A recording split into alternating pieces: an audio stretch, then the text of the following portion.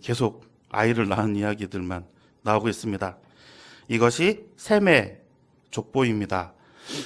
족보라고 하시면 우리나라 그리고 또 동양에서는 조금 중요한 의미로 생각하실 수 있습니다.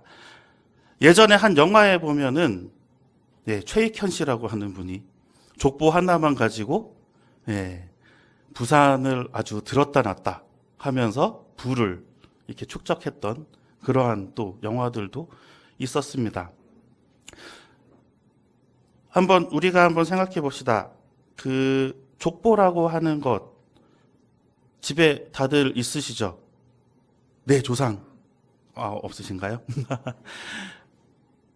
저희 집도 이제 족보를 찾았습니다. 저희 어머니가 이렇게 해가지고 저희 이제 조상들이 이렇게 물려주셨던 자료들을 이렇게 그 족보를 이렇게 찾아주시는 분들께 의탁을 해서 의뢰를 해서 그럼 우리의 선조가 과연 누구인가 하면서 좀 찾아달라 이렇게 제가 어렸을 때 이야기를 이렇게 의뢰를 해서 족보를 찾았던 기억이 있습니다. 저희 집은 연일정씨라고 합니다. 저도 몰랐어요. 연일정씨가 그렇게 많은 줄도 몰랐는데, 뭐, 그렇게 해서 우리의 족보를 좀 찾았어요. 그래서 뭐, 시조가 누구시고, 그리고, 이렇게 선조들이 누구누구시다라는 이야기들을 이렇게 해봅니다. 자, 대한민국에서 유명한 족보라고 하면은, 어디가 있을까요? 안동 김씨. 네. 그 다음에 또 기억나는 게 저는 별로 없습니다. 안동 김씨가 제일 기억이 많이 나고요. 뭐 김해 김씨, 뭐 이렇게 해가지고 뭐 이렇게 조금 이렇게 막 들어보면은 상당히 귀에 익숙한 그러한 성씨들을 포함한 족보들이 있습니다. 그 족보가 이 성경책에도 있습니다. 우리 성경을 읽다 보면 족보들이 이렇게 나옵니다. 그런데 명맥을 유지하고 있는 족보, 과연 어떤 것이 있을까요? 우리가 한번 오늘 그것을 한번 생각해 보려고 합니다. 아담으로 시작해서 그리고 노아에 이르기까지, 셈, 함, 야벳에 이르기까지, 또 거기에서부터 셈의 족보로 이어지는 아브라함까지 이어지는 족보까지, 또 마태복음의 아브라함에서부터 예수님에 이르는 그 족보까지, 그 족보를 제외하고 난 이후에 다른 어떠한 족보도 그 이후에 어떻게 되었는지는 성경에는 기록되어 있지 않습니다. 오늘 예배 시간 중에 이 교회학교 졸업식과 장학금 수여식이 있습니다. 그래서 제가 오늘 이 말씀을 좀 준비를 했습니다. 예전에 1919년쯤이었을 것입니다. 한 설문업체가 조사한 청소년, 청년, 기독교인 비율이 우리 교계에서 한번 화제가 되고 큰 충격에 빠진 적이 있습니다. 이 조사에서 결과로 나온 수치는 청소년은 약 10%, 청년은 채 4%가 되지 않는 기독교인의 비율을 나타내주고 있었습니다. 100명 중에 10명, 100명 중에 3.89명 정도가 되는 기독교인이 이 수치라고 합니다. 그게 지금 현실입니다. 물론 이 업체가 조사한 것이 절대적이지는 않습니다. 약간의 오차도 있을 수 있겠고요. 그리고 연구의 의도에 따라서 약 어느 정도 수치를 더 높일 수도 있고 낮출 수도 있습니다. 하지만 우리가 교회에서, 교회학교에서, 그리고 기타 다른 대형 교회나 우리 교단 전체의 통계를 놓고 보았을 때 이 숫자가 과연 마냥 허수이지는 않을 것 같습니다. 그래서 제가 오늘 이 자리에 딱 서서 옆에 있는 아이들을 이렇게 딱 보면요, 너무 귀하고 그리고 사랑스럽습니다. 그런데 또 다른 하나의 연구 결과가 있습니다. 나머지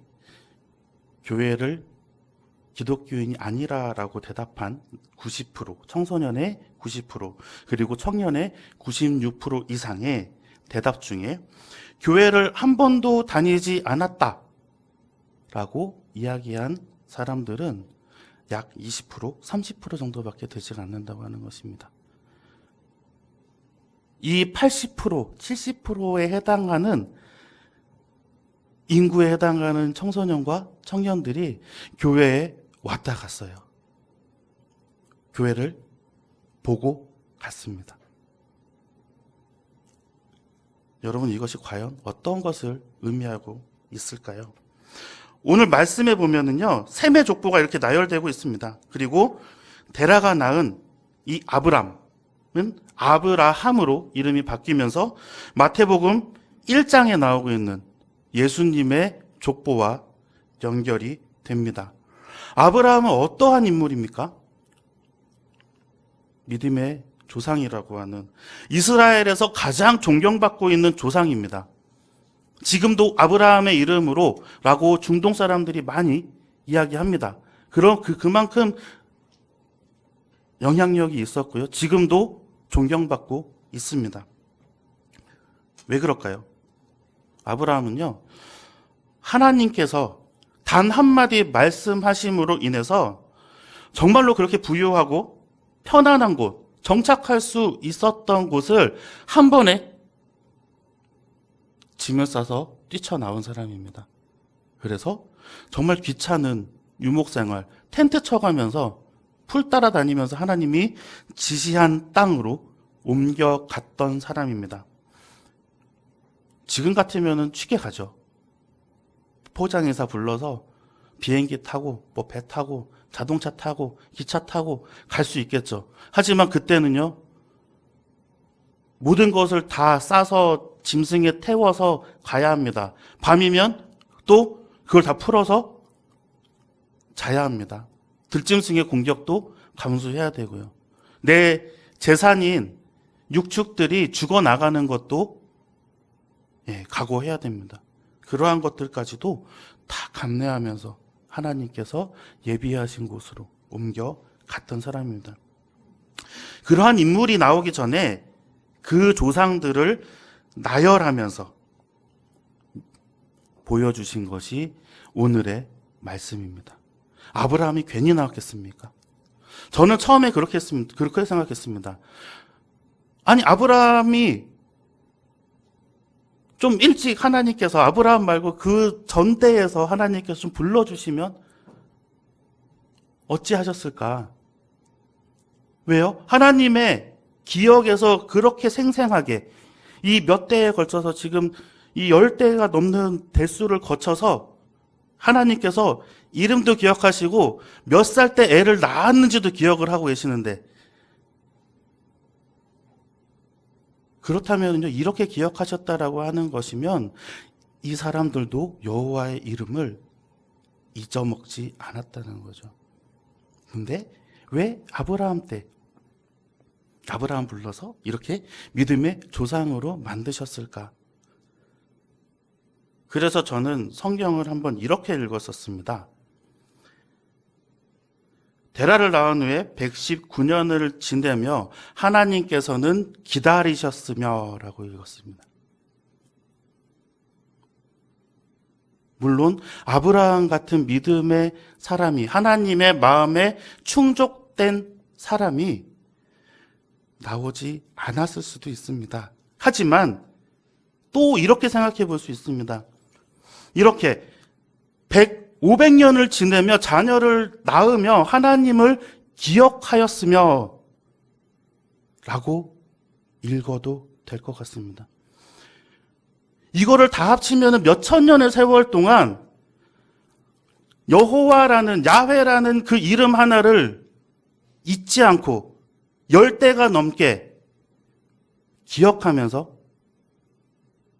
하나님을 섬겨왔기 때문에 아브라함이 나올 수가 있었을 것입니다.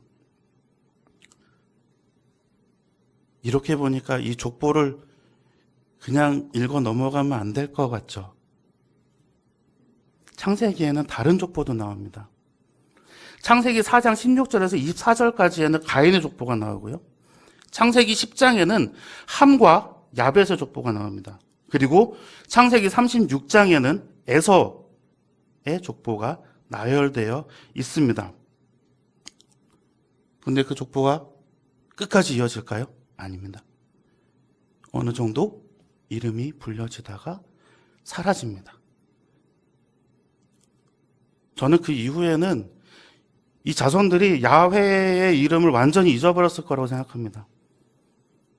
왜냐하면 하나님은 끝까지 포기하지 않으시거든요.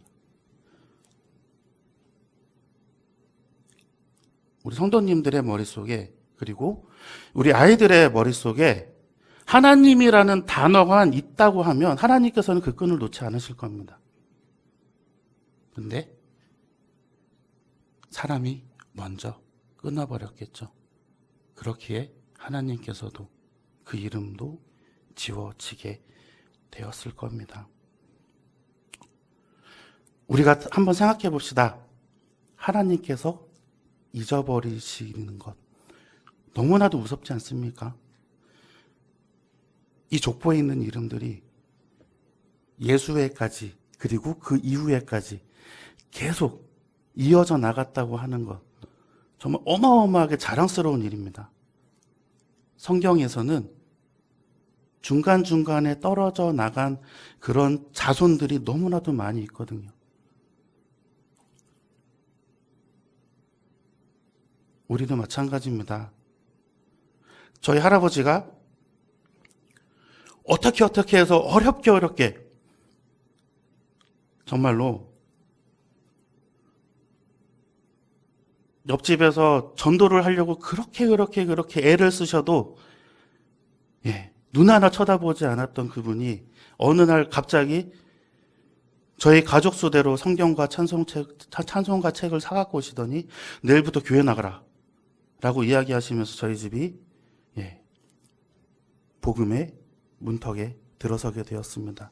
그 이후로 제가 3대째입니다. 저도 아직까지는 계속 기도합니다.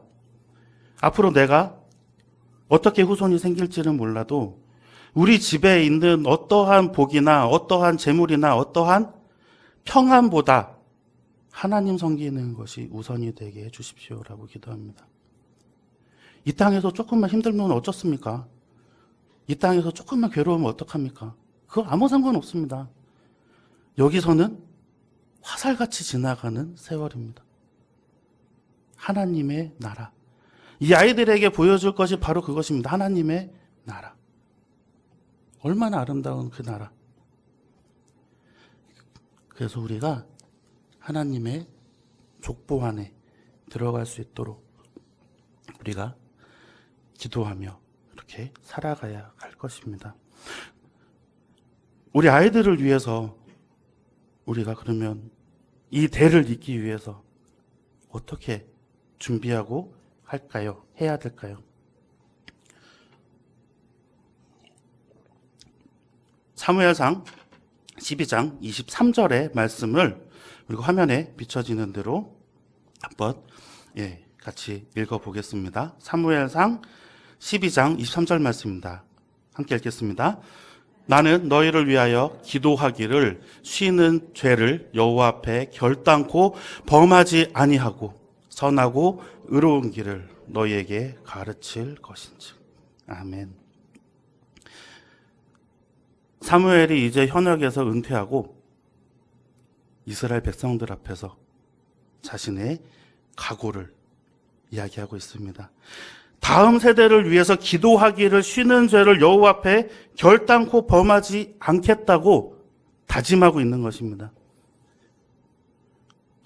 사랑하는 원통교회 성도님들, 오늘 졸업하는 그리고 새 부서로 새 학년으로 올라가는 우리 교회학교 아이들에게 우리도 여호와 앞에서 기도를 하기를 쉬는 죄를 범하지 않겠다고 우리 한번 같이 다짐해 줍시다. 이 아이들이 우리 교회의 미래이고요. 우리나라의 미래이고요. 그리고 하나님의 계획이고 하나님의 비전입니다. 무슨 말 하시는지 몰라요, 얘네들은 아직. 하나님의 나라 알 수도 있겠죠. 하지만 하나님 아버지 정말 좋으신 분, 그리고 내가 천국에 가는 그 소망만 품고 살겠다. 그리고 아직까지 그것도 모른다면 그냥 하나님의 마음속에만 있게 우리 같이 한 목소리로 그리고 한 마음으로 기도해 주는 그러한 마음을 우리 한번 품었으면 합니다. 우리가 살아가는 가장 큰 이유, 다음 세대를 위해서 우리가 기도를 멈추지 않는 것입니다. 그렇게 믿음의 대를 이어나가시며 그리고 우리의 미래를 위하여 우리가 함께 기도하며 고민하는 원통교 성도님들 되시기를 간절히 소망합니다.